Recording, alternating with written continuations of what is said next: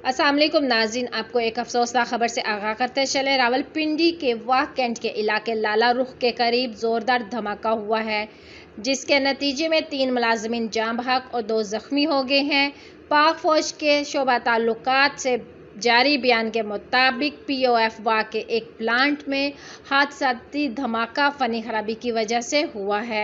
बयान में कहा गया है कि धमाके से 3 मुलाजिमीन जाँ बहक और 2 ज़ख्मी हो गए हैं। ISPR का कहना था कि ज़ख्मियों को अस्पताल मुंतकिल कर दिया गया है और जाए वक़ुआ को क्लियर कर दिया गया है। बयान में मज़ीद कहा गया है कि POF की टेक्निकल एमरजेंसी रिस्पांस टीम ने सूरत हाल पर काबू पा लिया है।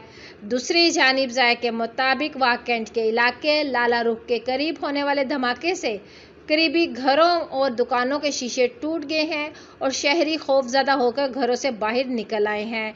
ज़राए ने मज़ीद बताया है कि धमाके से अब तक 3 अफराद जाँ बहक और 7 ज़ख्मी हुए हैं और पाक फ़ौज की अमदादी टीमें मौका पर पहुंच गई हैं।